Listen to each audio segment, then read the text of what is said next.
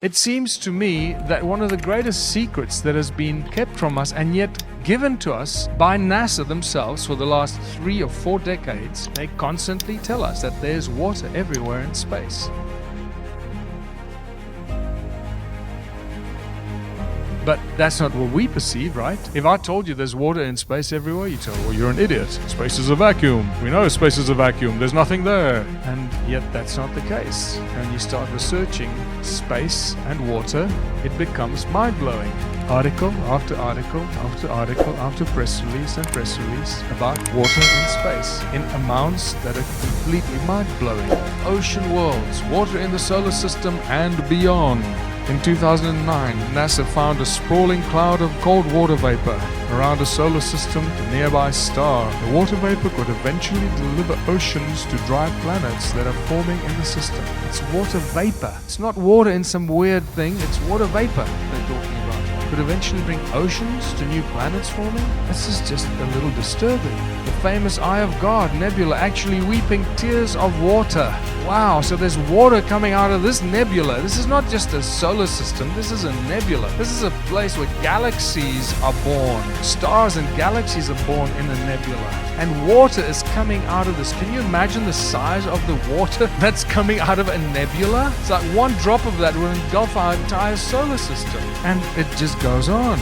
Oceans detected inside Saturn's moon. And stars found shooting water bullets. NASA confirms best ever evidence water on Mars. Water from Orion. Now there's water coming out of the constellation of Orion. And this is a big one. Star found shooting water bullets. I mean, a star shooting water bullets. A star is supposed to be a sun. There's water on a star. Then they do a study, NASA, and they say basically all stars have water. This is the conclusion. I'm not going to read the fine print. You can do this yourself. All stars have water. That's the conclusion. And stellar sprinkler nourishes galactic garden. Wow, I didn't realize there was a garden out there in the cosmos. It's being watered by some stellar sprinkler. That's lovely. I'd love to see this garden. Wonder how big those plants are, dude. Man, wow. This is like bigger than the tree on Pandora.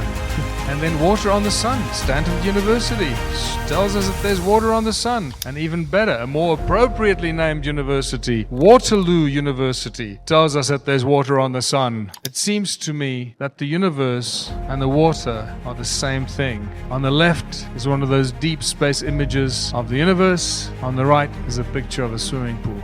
And I think you start seeing what's going on here.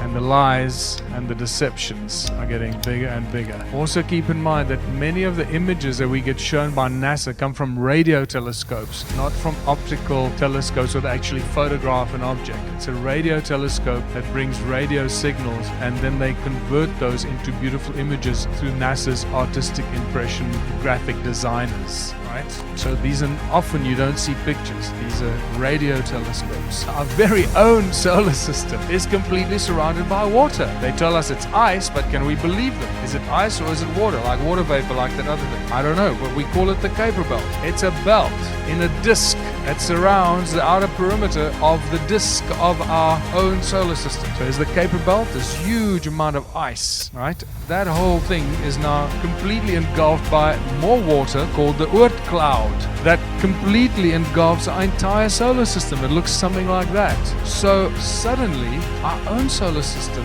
is made up of water, surrounded by water, and yet there's supposed to be vacuum in space? How does this work? Where does that vacuum in the water, how does that break up? How does it work? Where does the water go? Where does the vacuum begin or end?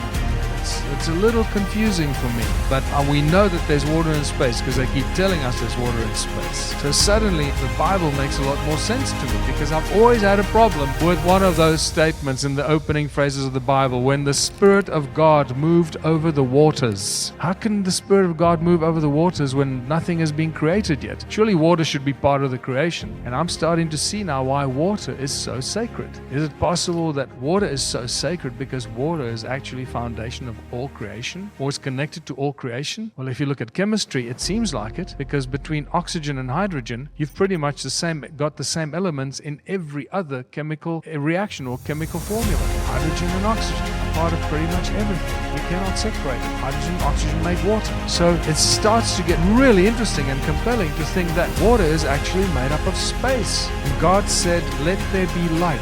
So the Spirit of God is moving across the waters, and it's the sound of the Creator that makes the light. How does that work? Well, in modern science, it's known as sonoluminescence. When you put a sound frequency into a body of water, after a little while, a beautiful bubble appears filled with light. Sound in water. Sonoluminescence. God said, let there be light. But if space is water, where does the watery space begin? Where is the edge? Well, if we start listening to what the Bible tells us in some ancient scriptures, maybe we should listen to all of it. It says God placed the firmament in the sky to separate the waters of the heavens from the waters below. No idea what that means, but I'm starting to get an interesting picture. And then how did God create the flood? It tells us God opened the gates of heaven to let the water pour in on the earth. And now I'm starting to see how you can create a flood. Space is water. It's starting to make more sense. And then suddenly, vacuum just becomes a myth and not a scientific fact. Because the simple basic physics of a vacuum in space just doesn't work. There are any scientists that actually just think about this, or physicists. The whole thing of vacuum in space is just not compatible with any kind of physics formula or physics that we can put to.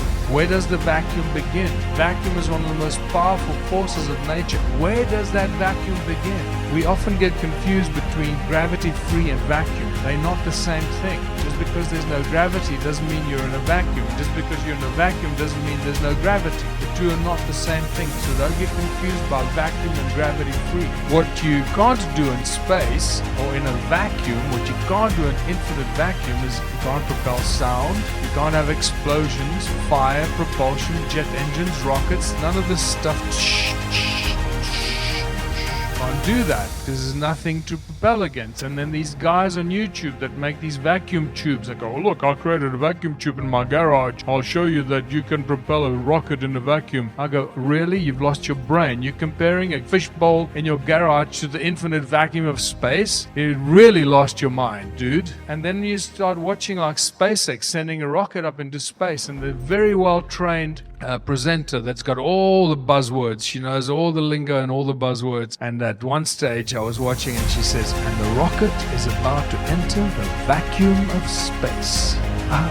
Really? And millions of people are watching this and they believe this. You see, they just, the rocket just entered the vacuum of space. Where? How did it, where? Please frickin' explain that to me. In scientific terms, not in BS terms. Oh, you won't understand it. No, please try me. I want to understand this. Explain to me where that vacuum begins.